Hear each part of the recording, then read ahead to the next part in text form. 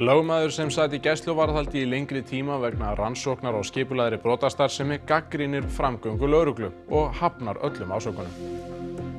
3 af helstu leiðtogum Evrópu lýsa yfir efasemdum tillögur í friðaráætlun Bandaríkjanna vegna stríðsins í Úkraínu.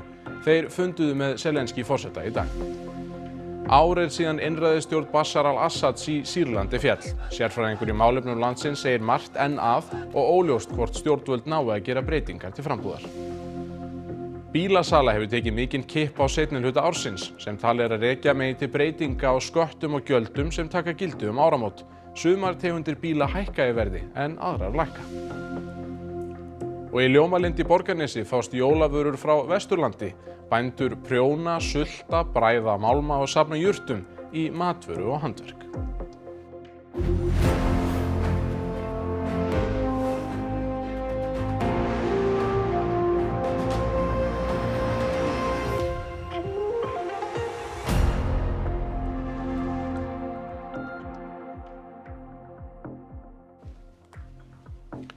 Komið þið sæl.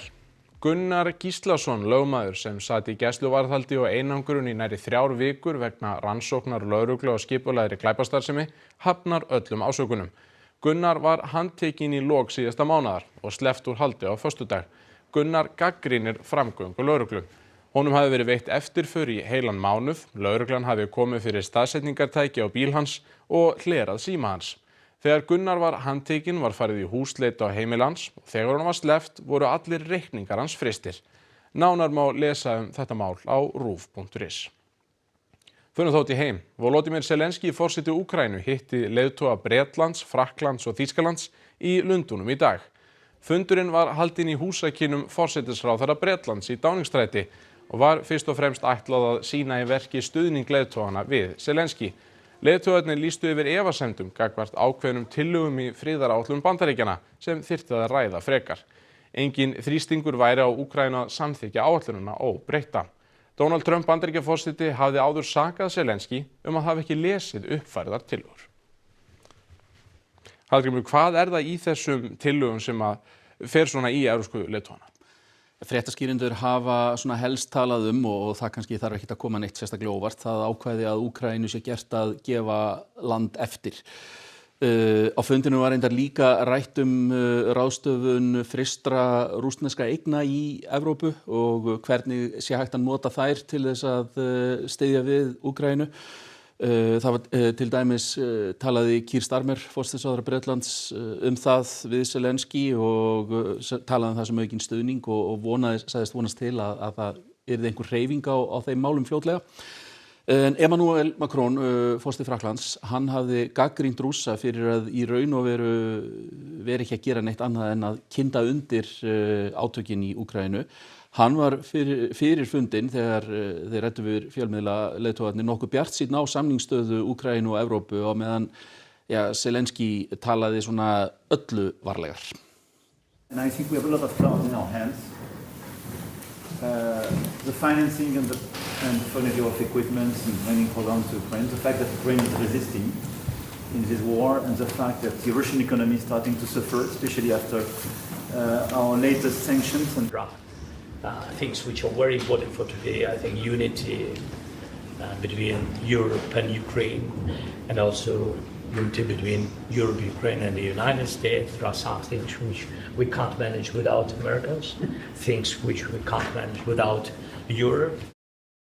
En hvernig staðan í friðarviðræðunum núna? Hún eiginlega mjög óljós. Það náttúrulega komið fram að það var ekki árangur að viðræðum Úkraínumanna og Bandaríkjamanna í Miami núna helgina. Og það ekki aðeins vegna þess að Úkraína átti að láta landa af hendi, heldur líka voru þessar öryggistryggingar sem átti að koma frá Bandaríkjunum nokkuð óljósar og í raun og veru það eina sem var fast í hendi í þeim var að Bandaríkin ætla að vera með bandarískar þotur í Pólandi til þess að vernda Úkraínu. Það ekki búið að boða frekari viðræður en Zelenský heldur hins vegar áfram fundahöldum að hitta leiðtoga bæði NATO og Evrópusambandsins í kvöld og svo hittir hann Giorgia Meloni, forsætisráðherra Ítalíu á morgun. Hallgrímur Indriðason, þakka þér kærlega fyrir þetta. Og þið verið á svipuðum slóðum í Silfrinu hér á eftir, er það ekki, Sigríður Hagalín? Jú. Þorgerður Katrín Gunnarsdóttir utanríkisráðherra kemur hingað til að ræða stöðu Íslands í breyttri heimsmynd eftir að Hvíta húsið birti nýja þjóðaröryggisstefnu fyrir helgi. Í síðari hluta þáttarins komu þau Heimir Már Pétursson, framkvæmdastjóri Flokks fólksins, Hildur Þórisdóttir, bæjarfulltrúi í Múlaþingi og Stefán Pálsson sagnfræðingur til að ræða stjórnmálaumræðu undanfarinna daga, meðal annars samgöngumálin. Ekki missa því. Ætlum ekki að gera það, Sigríður Hagalín, þakka kærlega fyrir þetta. Við ætlum að fara aftur út í heim þá, því gyðingaandúð hefur aukist mikið í Danmörku eftir árás Hamas á Ísrael 7. október og hernaði Ísrael á Gaza. Á rúmum 2 árum hefur dönsku lögreglunni verið tilkynnt mörg hundruð hatursglæpi gegn samfélagi gyðinga. Hadbeskeder, dødstrusler.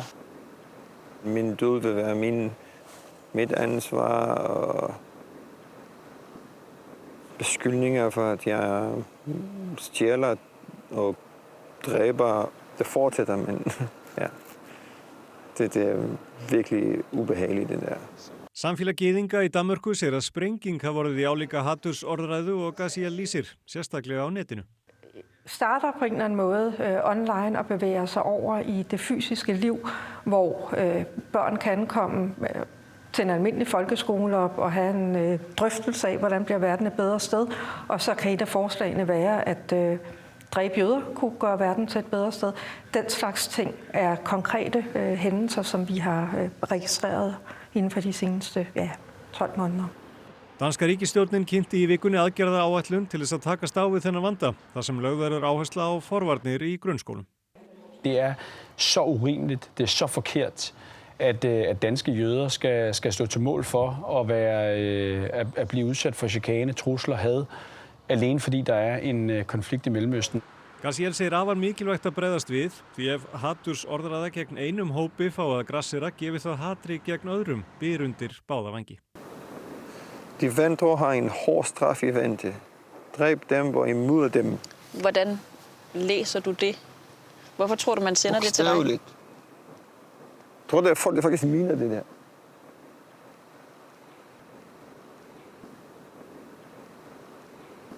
Kvinder oplever diskrimination nogle steder, og muslimer oplever diskrimination, så hvorfor giver det mening for dig at specifikt hjælpe diskrimination mod jøder? Jeg siger ikke, at jøder er specielle og skal behandle, det skal være forskelbehandling for jøder. Men en form for diskrimination fører altid til en anden form for diskrimination. Og den had mod jøder vil føre til had mod andre. Og normalisere og legitimisere had mod også mod muslimer. Hingað heim. Guðmundur Ingi Kristinsson, mennta- og barnamálaráðherra, fundaði með skólameistarafélagi Íslands í morgun. Formaður félagsins segir ráðherra hafa lofað stjórninni þéttu samráði og betri upplýsingagjöf varðandi breytingar á stjórnkerfi framhaldsskólana. Þá voru ræddar uppsagnir 2 skólameistara sem mikið hefur verið fjallað Skólameistari Menntaskólans á Egilsstöðum heyrði fyrst af því í fréttum að staða hans yrði auglýst eftir umfjöllun að skipunartími Ársæls Guðmundssonar, skólameistara Borgarholtsskóla, yrði ekki framlengdur. Ráðherra hafi þótt mjög leitt hvernig staðið var að málum. Kom eitthvað fram á þessum fundi sem gátti kynna að þetta verði eitthvað endurskoðað þessar uppsagnir? Það ekki beint, nei, en það var talað að þetta yrði skoðað. Sérðu að það verði svona einhver farsæl lausn á þessu eftir þennan fund? Vonandi. Mér fann alveg að ráðherra, honum umhugað skólakerfið, honum umhugað, hann var ekki mjög leitt að við upplifum ótta, vanlíðan og okkur finnst þetta mjög slæmt, þessi óvissa og líka sem að virtist vera geðþótta ákvarðanir og hann tekur það inn á sig, ég fann það alveg. Þannig að hvað heldur þú núna? Heldur þetta séu einhvers konar geðþótta ákvarðanir?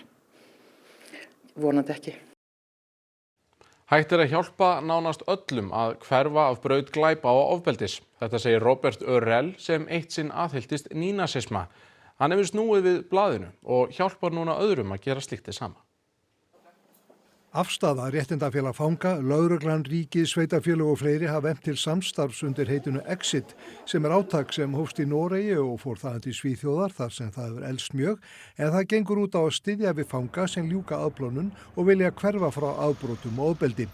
Robert Örrell, sem á unglingsárum var í hópi nýnasista í Svíþjóð en sneri svo alveg við blaðinu og hefur leitt Exit-verkefni í Svíþjóð í hátt í 30 ár, kom hingað til hans til að hjálpa til við að hleypa því á stokkunum. Hann segir verkefnið ganga út á að hjálpa viðkomandi að breyta lífi sínu. Gjarnan gangi það út á að slíta sig frá tilteknum hópum eða félagskap eða umhverfi och það hafi gefið góða raun. Ja, men som det ser ut så finns det goda resultat på många program. Det här är ett relativt nytt område så att det finns utrymme att utvidga utvärderingen av de här programmen. Men det som finns hittills visar att det finns goda resultat. Hann segir þetta vissulega flókið ferli og ekkert einfalt við það og það taki einnig langan tíma. Oft þurfi margs konar aðferðir og ólíka aðkomu. Men vad det ofta beror på i slutändan är den inre motivationen.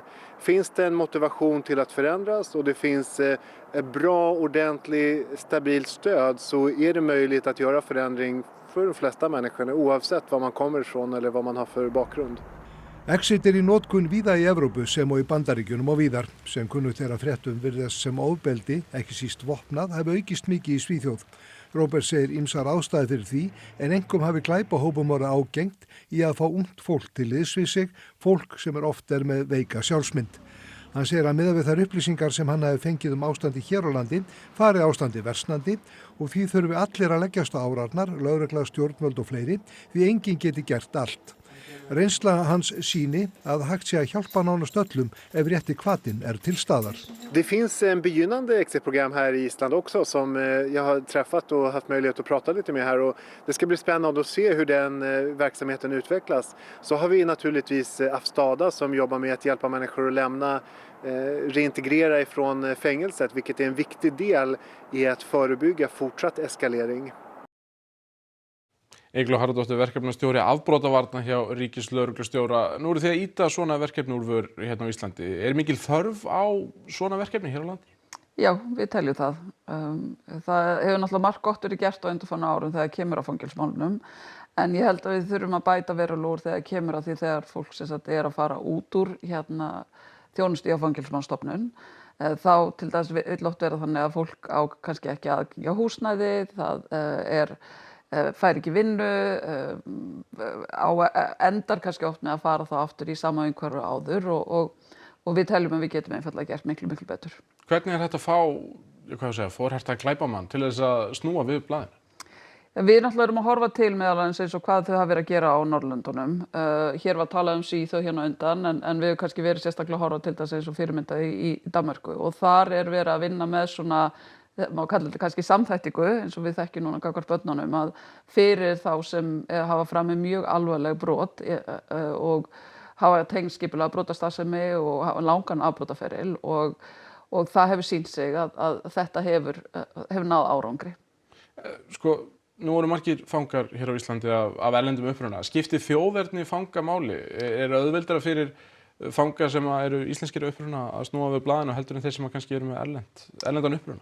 Ég held að það hljóta vera bara það umhverfi sem tekur á móti þér þegar þú kemur út úr fangelsunum að skipta máli. Þannig að þú ert með bakland, ef þú ert með stuðning og þannig að við allan erum að horfa til þess að með exit-verkefni að þá fyrst og fremst ef þú býrð hér á Íslandi óháð því hver sem sagt hins að bakgrunninn er að þá getum við vonandi náð þróa þjónustu og úrræði og aðstoð sem gera það verkum að fólk vill ekki leita aftur í afbrot. Og það það sem skiptir náttúrulega mestu máli. Bara það þó að væri ekki nema ein manneskja af þeim sem að koma út á hverju ári, að þá getur hún valdið svo miklu skaða gagnvart sjálfu sér, gagnvart samfélaginu, að ég held að það skiptir, við höfum bara séð það að það getur skilað verulega ávinningi fyrir samfélagið að gera það sem við erum að gera. Ég veit það. Eygló Harðardóttir, þakkar kærlega fyrir komuna. Við ætlum í allt annað. Sýrlandi hefur gengið mjög vel á alþjóðavettvangi en verr heima fyrir á því ári sem liðið síðan stjórn Bashar al-Assads var steypt af stóli. Sérfræðingur í málefnum Sýrlands segir marga heima fyrir upplifa að ný ríkisstjórn sé einræðisstjórn, rétt eins og stjórn Assads. Það var ósvikin gleði fyrir sléttu ári víða í Sýrlandi þegar það fréttist að Bashar al-Assad hefði sagt af sér og flúið land eftir 24 ára ógnarstjórn sem leitt hafði af sér 13 ára blóðuga borgarastyrjöld. Ahmed al-Shara tók við sem forseti.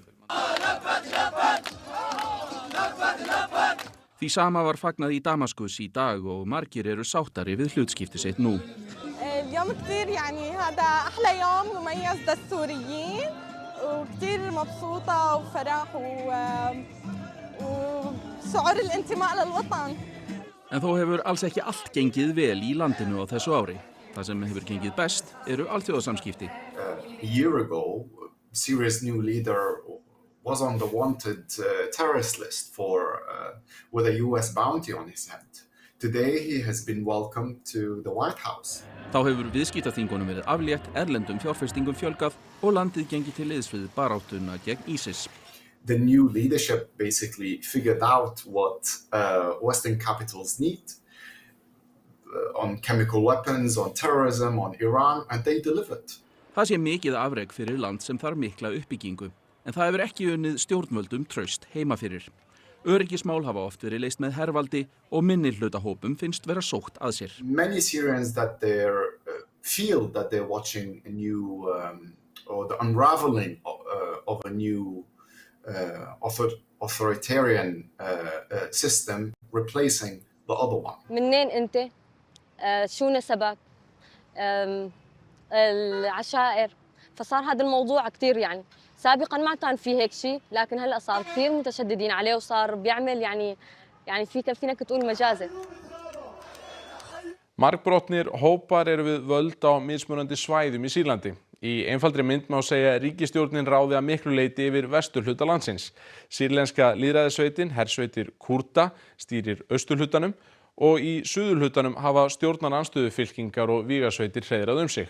Nyrst hefur svo sýrlenski þjóðarherinn völdin sem nýtur stuðnings Tyrkja. Havak segir að margt þurfa að breytast til að tryggja frið í landinu.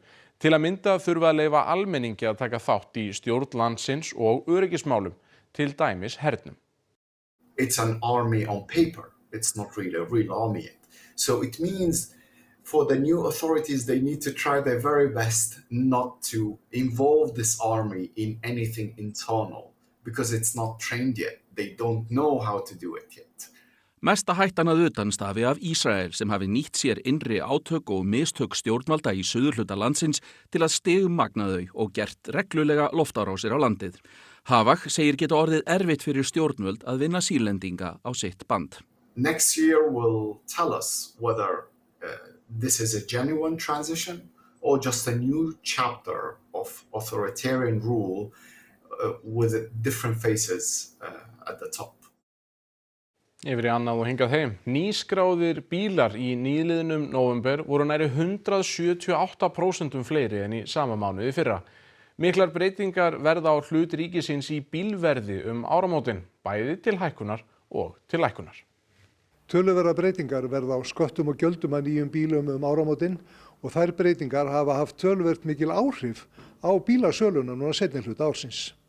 Hér má sjá tölur frá Bílgreinasambandinu, samanburð á milli nóvembermánaða. Nóvember í fyrra var slakur, en salan í síðasta mánuði næri 178% meiri en þá. Kippurinn því mikill. Og það virðist vera svona nánast sama hvaða orkugjafa að ræða, það mikill kippur. Bendit segir nærtækast að rekja þetta til fyrirhugara breytinga, reynslan hafi sýnt það áður þegar breytingar verða á ívilnunum. Áramót hækka vörugjöld á ökutæki. Bílgreinasambandi gerir ráð fyrir verulegum skattahækkunum á tvinnbíla, tengiltvinnbíla, bíla sem ganga fyrir jarðefnaeldsneyti sem og á minni vörubifreiðar. Skattlagning rafmagnsbíla mun hins vegar ýmist hækka eða lækka eftir því hvort vegur þyngra í heildarverði, annars vegar lægri rafbílastyrkur eða hins vegar niðurfelling 5% af vörugjalds. Bílaleigur og almenn fyrirtæki eru stórtæk, en hér má sjá bílakaup einstaklinga það sem af ári.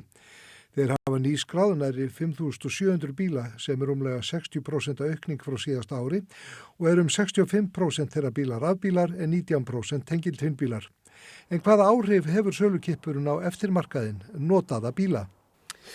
Það svona erfitt að fullyrða sko. Ég svona býst við að undir þessi kringumstæðum að þá séu nú bílaleigurnar svona haga sér öðruvísi þeir gera vanlega. Þær hafa verið fyrirferðarmiklar á eftirmarkaðnum og yfirleitt á haustinu selt mikið af bílum en svona, maður veit ekki alveg, kannski eru þeir að halda sér höndum núna og að safna að sér viðbótarbílum þannig að það gæti alveg haft þau áhrif að það verði svona minna magn á eftirmarkaðnum eftir áramót. Það samt erfitt að segja til það væntanlega bara mismunandi staða hjá þeim, hvort að komin upp mikil endurnýjun þörf eða ekki, þannig að það verður kannski bara að koma í ljós sko. Fulltrúar minningarsjóðs Bryndísar Klöru Birgisdóttur tóku í dag á móti 20 milljóna króna gjöf frá Thorvaldsen félaginu. Athöfnin fór fram á Hallveigarstöðum í Reykjavík. Thorvaldsen félagið heldur þessar mundir upp á 150 ára afmæli. Gjöfin verður notuð til uppbyggingar á Bryndísar hlíð, geðheilbrigðisúrræði fyrir börn sem eru þolendur ofbeldis. Áætlað að starfsemi hefjist á næsta ári. Ullar, jóladagatöl og óróar úr tíni eru meðal þess sem til sölu í versluninni Ljómalind í Borgarnesi fyrir jólin. Vörurnar koma frá litlum framleiðendum, flestum í nágrenni við Borgarnes. Við erum búin að taka inn jólavörurnar. Við erum að selja allum svona skemmtileg jólaspil.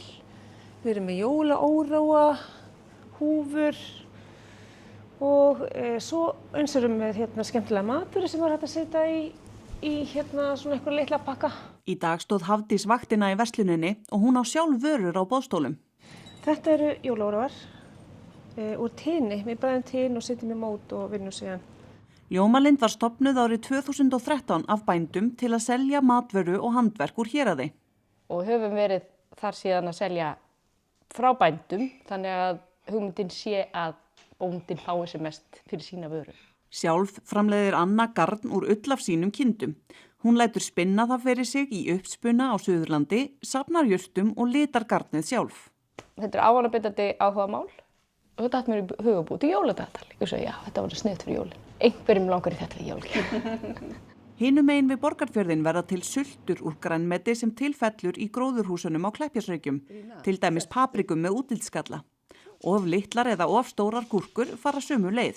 Það var það sama þar. Ég fer í gróðurhús og fæ annars flokks gúrkur, stjærða niður eftir endilöngu og sett svo bara, súsaði bara. Sko þessi jólasveinar verða mestu leyti til í bílnum. Þegar við fjölskylduna ferðumst mikið um landið og þá finnst mér svo gott að hafa eitthvað að gera á leiðinni, ég er ekki að keyra. Þannig að þá er ég að prjóna.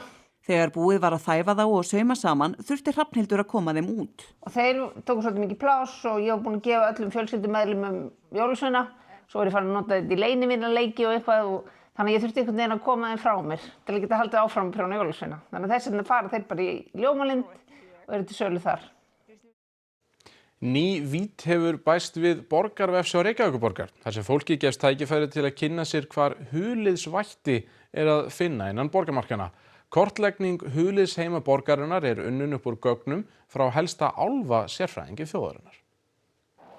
Götur, hús, lóðamörk, göngu- og hjólastígar, allt eru þetta upplýsingar sem fólk leitar eftir á borgarvefsjá. En borgarvefsjá er svo miklu meira, þar er jafnvel hægt að finna ljósastaurinn fyrir utan húsið þitt eða húsið þitt sjálft. Nú hefur verið gengið enn lengra, því þar má finna upplýsingar heima sem áður voru huldir. Hvers vegna réðst borgin í það verkefni? Við fengum fyrirspurn í sumar hvort að við hefðum upplýsingar hulduverur í borginni og það kom út úr að við áttum gamla kortlækningu sem hafði legið lengi á kortum og við ákvaðum að koma inn í borgarvefsjá þar sem fólk geti þá séð hana og væri öllum aðgengileg. Erla Stefánsdóttir, helsti álfasérfræðingur landsins, færði Reykjavíkurborg kortið að gjöf fyrir mörgum árum og afkomendur hennar gáfu leyfi fyrir að það yrði birt. Byggð þessara huliðsvera er þéttust í Elliðaárdalnum, þar sem örsmáir ljósálfar, gnómar og dvergar búa, ásamt hinum stærri og tígulegu álfum og huldufólki. En hvers vegna skildi Elliðaárdalurinn vera kjörlendi fyrir þessar huliðsverur? Hver myndi ekki vilja búa hérna, spyr ég nú bara. Það er náttúrulega bara fullt af góðri orku hérna í dalnum og örugglega ástæðan fyrir því að þeir sæki að búa hér. Elliðaárdalurinn sé einstakt lífríki og því ekki ólíklegt að náttúran togi í þessar verur. Benedikt mælir með því að fólk kynni sér það á vef Reykjavíkurborgar hvort það deili lögheimili með öðrum. Inn á borgarvefsjá getur fólk þá flettið upp hvort það séu álfar sem eru í nágrenninu eða innan lóður hjá sér. Þannig að til dæmis rétt við götuna Álfaland býr einn. Kort Erlu af huliðsheimum er frá árinu 1988 og því spurning hvort ekki sé ástæða til að uppfæra þessar upplýsingar. Já, það er náttúrulega svolítið langt síðan að þessi kortlækning fór fram, þannig að við vitum ekki alveg hvort að útbreiðsla huliðsvætta hafi breyst í borginni á þessum tíma. En við bara Við tökum glöð á móti kortum sem að geta mögulega sýnt hvar álfa að finna í borgarlandinu. Já, Bergsteinn, Kastljós í kvöld, hvað ætlaði að bjóða upp á? Við ætlum að spá í hvernig fólk á að rata hulduheima vátrygginga og lífeyrissparnaðar. Eins og við sáum í Kveik í síðustu viku þá virðast sölumenn sumra á vátryggingarmiðlana vera afar ágengir og hreinlega suða í fólki þangað til að lætur undan og skrifa undir samning sem getur verið óheyrilega flókin og jafnvel óhagstæður. Við ætlum að ræða þetta við Björn Berg Gunnarsson fjármálaráðgjafa á eftir og svo kíkjum við á glansandi yfirlitssýningu Kristínar Gunnlaugsdóttur á Kjarvalsstöðum og endur svo að skoða nýstárlega kertastjaka sem eru búnir til meðal annars úr gallabuxum. Nóg að vera Bergsteinn, mjög mikið Kastljósi. Takk fyrir þetta. Kíkjum þó á veðrið. Austan og norðaustanáttir verða áfram ríkjandi hjá okkur næstu daga. Á morgun verður vindhraði víðast hvar á bilinu 10 til 18 metrar á sekúndu en við suðausturströndina er gert ráð fyrir norðaustan stormi eða roki með snörpum hviðum. Þar tekur gul viðvörun gildi í nótt sem gildir fram á miðvikudag. Víða rigning eða slydda með köflum, einkum austan til, hiti á bilinu 1 til 8 stig en mildast syðst. Nánar það eftir íþróttafréttir. Íslandsmótið í hraðskák eða Friðriksmótið var haldið í gær. Eftir 13 æsispennandi umferðir mátti litlu muna á efstu 4 skákmönnunum. Grindavík tapaði í gærkvöld sínum fyrsta leik á tímabilinu í efstu deild karla í körfubolta. Heimskulegar tæknivillur léku Grindvíkinga grátt í stóru tapi. Og Xabi Alonso virðist valtur í sessi í stjórasæti Real Madrid. Liðinu hefur gengið afleitlega í síðustu leikjum og gætu 4 leikmenn verið á leið í bann eftir tap helgina. Íþróttir eftir augnablik. Reiðum þá upp helstu atriði þessa fréttatíma. Lögmaður sem sat í gæsluvarðhaldi í lengri tíma vegna rannsóknar og skipulagðri brotastarfsemi gagnrýnir framgöngu lögreglu og hafnar öllum ásökunum. 3 af helstu leiðtogum Evrópu lýsa yfir efasemdum tillögur í friðaráætlun Bandaríkjanna vegna stríðsins í Úkraínu. Þeir funduðu með Zelenský forseta í dag. Ár síðan einræðisstjórn Bashar al-Assads í Sýrlandi féll. Sérfræðingur í málefnum landsins segir margt enn af og óljóst hvort stjórnvöld nái að gera breytingar til frambúðar. Bílasala hefur tekið mikinn kipp á seinni hluta ársins sem talið að rekja megi til breytinga á sköttum og gjöldum sem taka gildi áramót. Sumar tegundir bíla hækka í verði en aðrar lækka. Og í Ljómalind í Borgarnesi fást jólavörur frá Vesturlandi. Bændur prjóna, sulta, bræða málma og safna jurtum í matvöru og handverk. Þá komum að lokum hjá okkur í bili. Fréttir verða áframsagðar í útvarpi og VF í kvöld og í nótt. Takk fyrir að sinni, verið sæl.